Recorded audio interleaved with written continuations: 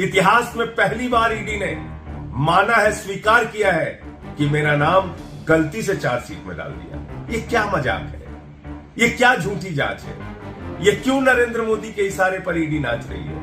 ये क्यों नरेंद्र मोदी के इशारे पर अरविंद केजरीवाल को बदनाम करने की कोशिश की जा रही है? ये क्यों अरविंद केजरीवाल से डर कर उनके लोगों को फंसाने की कोशिश की जा रही है?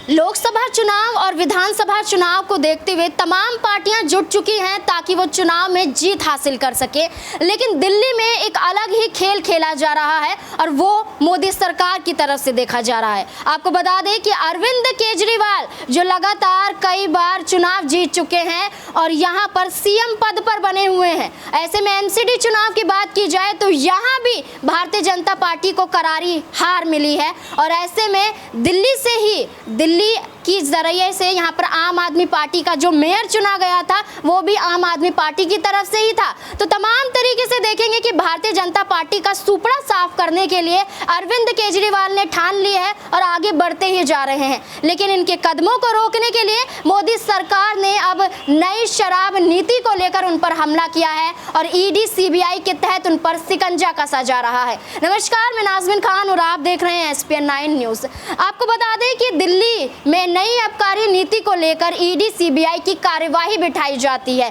सबसे पहले मनीष सिसोदिया पर शिकंजा कसा जाता है, उनके खिलाफ ये कार्यवाही बिठाते हुए जांच होती है और उनकी गिरफ्तारी हो जाती है और तिहाड़ जेल में मनीष सिसोदिया बंद है। मनीष सिसोदिया के बाद अरविंद केजरीवाल पर शिकंजा कसा जाता है और यहाँ पर सीबीआई के जरिए, ईडी के जरिए जांच की जाती है और 9 घंटे पूछताछ की जाती है और यहाँ पर 56 सवाल पूछे जाते हैं जिसमें बेबुनियादी तरीके से अरविंद केजरीवाल बताते हुए नजर आते हैं। ये सवाल होते हैं और इनका कोई भी तर्क सामने नहीं आता, ना ही सबूत मिलते हैं। ऐसे में सीबीआई और ईडी की कार्यवाही अरविंद केजरीवाल पर तो थी ही, लेकिन साथ साथ यहाँ पर राघव चड्ढा जो यहाँ पर सांसद हैं, वहीं संजय सिंह जो यहाँ पर राज्यसभा सांसद है और आम आदमी पार्टी से है, उन पर भी यहाँ पर ईडी सीबीआई की कार्यवाही बिठाई जा रही है, जांच की जा रही है और चार्जशीट में उनका नाम दाखिल किया जा रहा है। बीते दिन की बात की जाए तो राघव चड्ढा ने सच्चाइयां बताई हैं कि यहाँ पर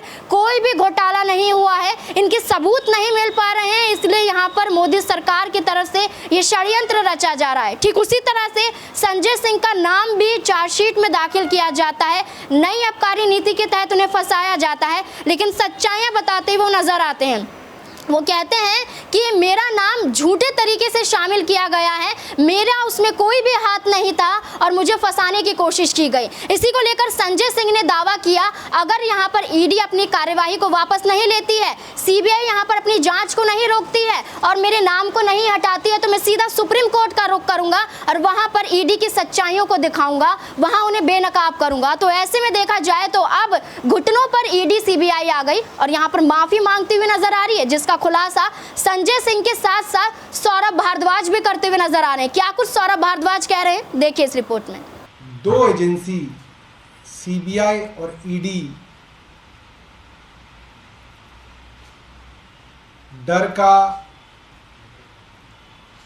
धमकाने का, किसी को परेशान करने का, हैरेस करने का, टॉर्चर करने का, किसी की इज्जत पूरी तरीके से नीलाम करने का पर्यायवाची बन गई है दोनों एजेंसियां। कुछ दिनों पहले आम आदमी पार्टी के सांसद श्री संजय सिंह जी ने आप सब पत्रकारों के सामने घोषणा की कि केंद्र सरकार की एजेंसी ईडी और उसके अधिकारी नाम लेके Shri Sanjay Kumar Mishra, director ED enforcement directorate, और Shri Joginder, assistant director enforcement directorate ED, नाम लेके उन्होंने प्रेस कॉन्फ्रेंस की कि मैं इन दोनों अफसरों पे जो कि ईडी के सबसे ऊपर अफसर हैं, सीनियर मोस्ट संजय मिश्रा और असिस्टेंट डायरेक्टर, इन पे मैं मुकदमा करूंगा,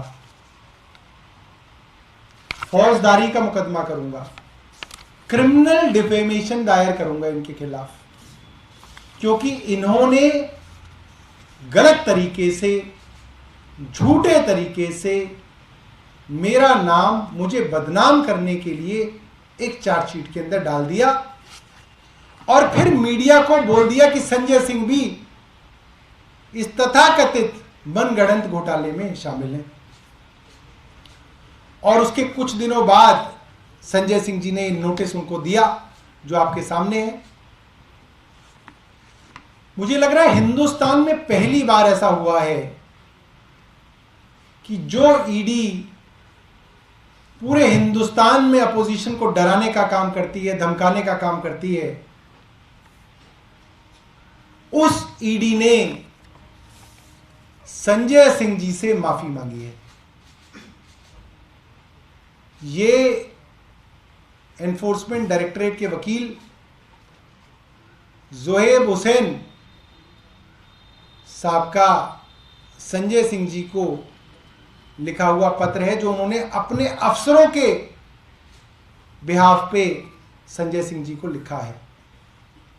और मुझे लगता है कि हिंदुस्तान में पहली बार हुआ है कि एनफोर्समेंट डायरेक्टर को माफी मांगनी पड़ी है, एनफोर्समेंट डायरेक्टरेट को माफी मांगनी पड़ी है, एनफोर्समेंट डायरेक्टरेट के डायरेक्टर और असिस्टेंट डायरेक्टर को माफी मांगनी पड़ी है।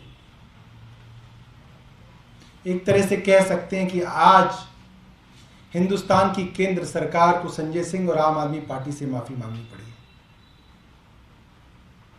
और ये इसलिए हुआ है क्योंकि मिसफायर हो गया।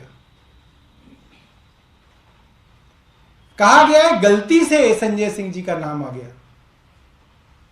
गलती से पहले तो संजय सिंह जी का ही नाम आ गया। ये कैसी गलती हो सकती है? गलती से कोई भारतीय जनता पार्टी के सांसद का नाम तो नहीं आ गया। ये नाम प्रधानमंत्री कार्यालय से डलवाया गया, दबाव डाल के डलवाया गया, इसलिए ये नाम आया। और ये पूरा का पूरा तथाकथित घोटाला जो 1 साल से भारतीय जनता पार्टी वाले गा रहे हैं, पूरी तरीके से एक फर्जी है। ये पूरा का पूरा मामला फर्जी है। 1 रुपए की कहीं पे बेईमानी साबित नहीं हुई है, 1 रुपए का कहीं पे कोई एविडेंस साबित नहीं हुआ है, क्योंकि पूरा का पूरा जो मामला है ये अरविंद केजरीवाल और अरविंद केजरीवाल जी की सरकार को बदनाम करने के लिए केंद्र सरकार का, प्रधानमंत्री कार्यालय का, नरेंद्र मोदी जी का एक षड्यंत्र है कि किसी तरीके से आम आदमी पार्टी को बदनाम किया जाए, आम आदमी पार्टी के नेताओं को बदनाम किया जाए, आम आदमी पार्टियों के नेताओं का नाम डाला जाए, जबरदस्ती उनसे पूछताछ की जाए, फर्जी मामलों में उनको गिरफ्तार किया जाए, और सबसे बड़ी बात, फर्जी मामलों में आम आदमी पार्टी के नेताओं को और अरविंद केजरीवाल को बदनाम किया जाए। इनसे अरविंद केजरीवाल जी की प्रसिद्धि सहन नहीं हो रही है, इसलिए ईडी को यह हिट जॉब दिया गया है कि आप जिसका चाहे नाम डालिए आम आदमी पार्टी में। अरे गलती भी होगी तो आपको संजय सिंह का ही नाम याद आया, परवेश वर्मा का क्यों नहीं डाल दिया आपने गलती से? गलती तो किसी से भी हो सकती है। मनोज तिवारी का नाम क्यों नहीं आ गया गलती से?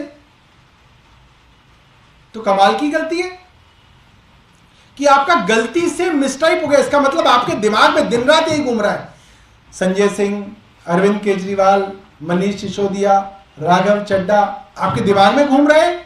आपको इंस्ट्रक्शन है कि इनको फंसाना है, किसी ना किसी तरीके से इनका नाम डालना है, तभी तो गलती होती है।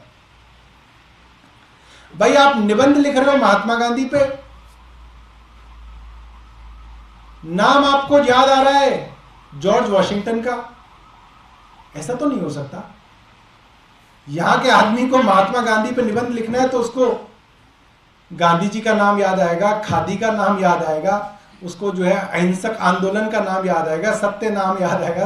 मतलब ये नाम आपको वहां से, कहां से आपको एक नई चीज का ही नाम याद आ रहा है? आप षड्यंत्र कर रहे हैं। एनफोर्समेंट डायरेक्टरेट आज पूरे देश के सामने शर्मसार हो गया। एनफोर्समेंट डायरेक्टरेट के लिए आज बहुत शर्मनाक दिन है, पूरी केंद्र सरकार के लिए आज बहुत शर्मसार करने वाला दिन है कि आज लिखित में माफी मांगकर अपनी गलती सुधारी है एनफोर्समेंट डायरेक्टरेट ने। जिस कोर्ट में चार्जशीट में संजय सिंह जी का नाम डाला और संजय सिंह ने इनको लीगल नोटिस देके धमकी दी, आज उस कोर्ट में एप्लीकेशन डाल के इन्होंने कहा मान्यवर गलती हो गई, इनका नाम हटा दीजिए।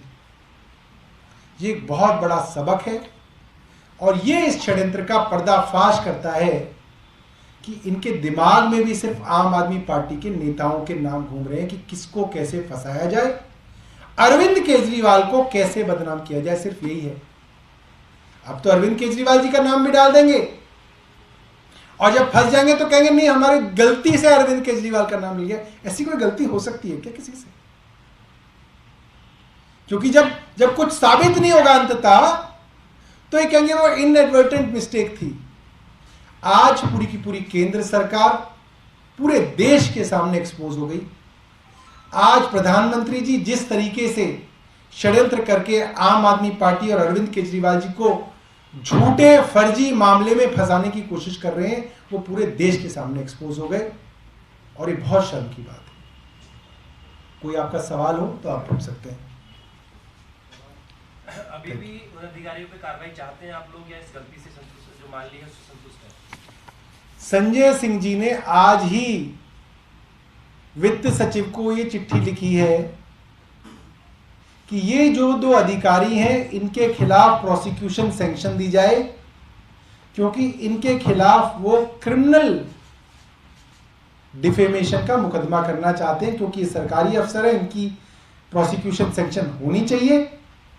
और मुझे लगता है क्योंकि अब इन्होंने गलती खुद मान ली कि इनसे गलती हुई है, तो केंद्र सरकार को अब तो कोई एतराज ही नहीं होना चाहिए कि इसके ऊपर सैंक्शन दे दी जाए।